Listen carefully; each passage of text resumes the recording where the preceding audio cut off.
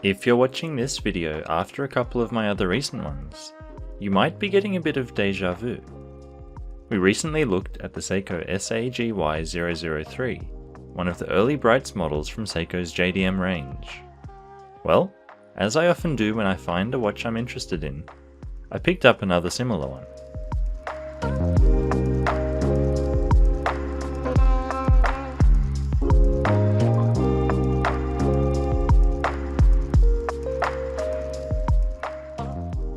Welcome to Addicted to Watches.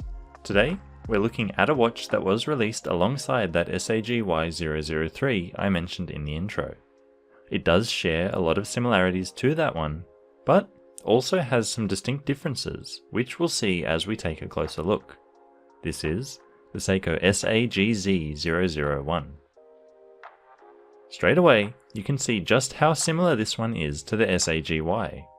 In fact, if you look at all of those original Brightz watches, they definitely share the same design DNA. Not that that's a bad thing in this case, as I think they look pretty good.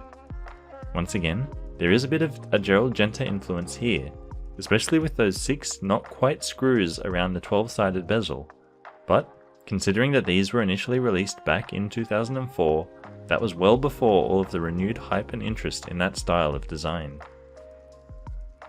With that, let's zoom in and see what this watch is all about. Of course, we'll be starting with the dial, where there is a surprising amount going on. From a distance, it can look relatively standard, but from this close, we get a look at a few different textures making up this dial. The dial itself is separated into these 2 sections, inner and outer. The inner section is made up of this pattern that is not quite a honeycomb pattern, but similar. The pattern itself is very fine, and as a result very subtle on the watch face. From any distance away, it just looks like a plain sunburst, until it really catches the light and reveals itself.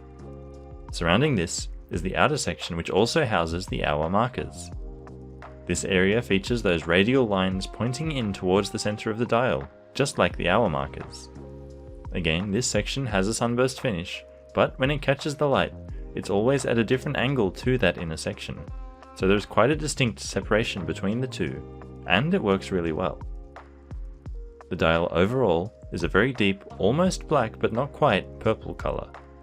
This is a very similar color to that of the dial on the SAGZ083 I reviewed in my first video on the channel, and that's because they're both solar watches, so the dial is letting light pass through to the solar cell underneath to charge the battery and provide power to the watch.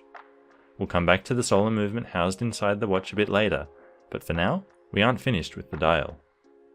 The applied hour markers on the watch follow a very similar design to that SAGY from the previous video. At 12, 6 and 9 there are larger tapering rectangular batons, while everywhere else are simply smaller, non-tapering rectangles. These are much more complex than you might initially think though, with large polished facets to catch the light, as well as slim angular bevels down the side. What really makes these markers special though, is the vertical striping on those small, flat top surfaces of the indices. These create a bit of a rainbow effect when the light hits them, and is a subtle detail that is very easy to miss, especially when some of those surfaces are very tiny.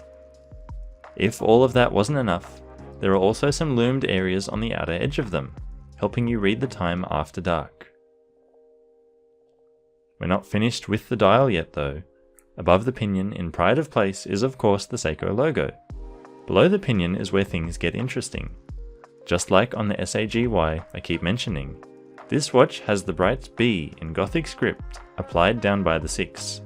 This B appears in various places and is one of the big draws for me when it came to the design of these early Brightz models. The fine lines and complex shape show an attention to detail and quality that isn't immediately obvious, but is definitely there if you take the time to look close enough. Underneath that B are the words radio wave control, alluding to a feature of this movement, and the word solar, something that the SAGY from the previous video was lacking, being powered by a regular battery. One other place that B appears is on the hands. The hour and minute hands are pretty straightforward. They are polished sword-shaped hands with syringe tips and have been filled with lume. There is also a bevel as well as a painted white line running down the middle of each of them to catch and play with the light while also maintain legibility. The second hand, though, is what has received the Brightz B in the form of the counterbalance. Much like ball watches, with their intricate counterbalances, this one gives the watch a look of a much nicer and more expensive watch than it actually is. It has been painted completely white rather than being polished to make sure it always stays visible. There is one thing on the dial I haven't mentioned yet. Maybe not on the dial, but underneath it. That is of course the date at 3, but that by itself is not anything particularly noteworthy. Rather, it is the cyclops sitting above it that is potentially polarizing. Many people have pretty strong opinions about these little pieces of glass used to magnify date complications. I'm not one of them. I don't really care too much either way. What I do find interesting is the fact that this one has been shaped as a trapezium to match the shape of the other larger markers on the dial, which I think is pretty neat. It integrates it into the overall design of the watch in a much more cohesive way than if it was just a rectangle slapped on like an afterthought. Another nice thing about the cyclops on this watch is that along with the main crystal, they're both made of sapphire, which is another indicator of the quality that went into this watch. The crystal sits flush with the bezel and is dead flat across. Thankfully, it has also received layers of anti-reflective coating to keep glare and reflections down, giving you an easy read of the time. Let's take a step back and go over this watch's dimensions.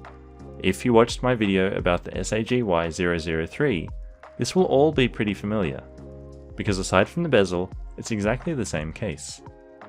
For those of you who haven't seen it, however, we've got a diameter of 38.9mm, a thickness of 9.6mm, and a lug-to-lug of 46.4mm. Those are some pretty compact dimensions, but the watch does actually wear a little bit larger than you might think. The distance between those lugs is a strap-friendly 20mm in case you want to mix it up. Because it has virtually the same case as the SAGY, I won't spend a whole lot of time on it. But right up the front we have that 12-sided bezel surrounding the dial. This one is brushed where the other was polished, and another differentiator is the fact that it has these 6 holes cut out of it at every second hour going around the dial. While not filled with screws, they certainly do evoke the look of something like a royal oak. The case itself has these lugs that at first appear as if they've been separately attached, but are in fact actually part of the same piece of metal as the main case. They have brushed tops and polished sides to match the rest of the case. On the crown side of the watch we have, you guessed it, the crown, which is unsigned but does screw down, along with the recessed pusher at 4 and a protruding one at 2. These are used to search for the radio signals that the movement in the watch can receive, as well as use the time zone function if you're so inclined. That movement is the 7B22 movement from Seiko, and, as advertised on the dial, is both solar and receives radio wave signals to automatically sync the time. That pusher at 2 will let you search for a radio signal, and you can use the letters on the chapter ring of the watch to see A, if you're receiving a signal, and B, the strength of that signal. The last thing to talk about before getting it on wrist is the bracelet. This too is different to the one on the SAGY, but is actually the same as the one on another watch I reviewed recently, the SAGV001, another Seiko from the same time period with a lot of similarities. It may not look it from the front, but it is actually a H-link from the back. From the front it has these distinct grooves that visually separate the piece of the links, and it tapers slightly from 20mm at the case to 18mm by the time it gets to the clasp. That clasp is signed, not with the Seiko logo which you might expect, but instead with that Brightz B once again. It just has a pressed outer shell, but the inner scissor is milled and has plenty of holes for micro adjustment. With all of that covered now, let's get it on wrist and see how it wears. Like I mentioned earlier, it wears a little bit larger than the 38.9mm case size might initially suggest. That's thanks in part to the male end links, which extend the effective lug-to-lug a bit past the end of the actual lugs, though they do point down quite sharply to mitigate this. What I think contributes most to the slightly larger wearing experience is just the design itself that has presence on wrist. That's not to say it's overbearing or wears too big at all.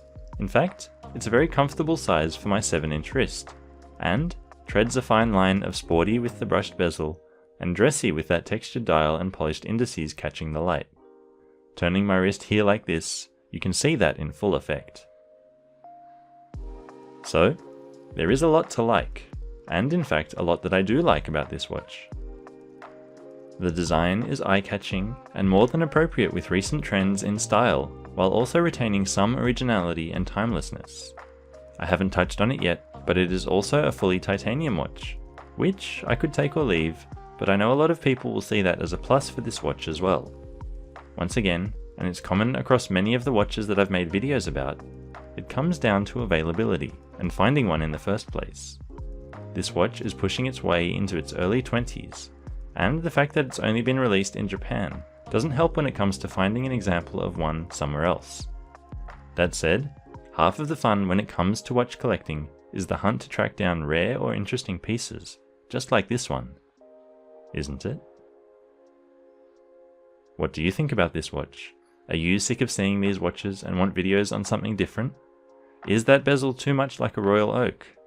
Are you about to go hunting for one? Let me know in the comments, and I'll see you next time.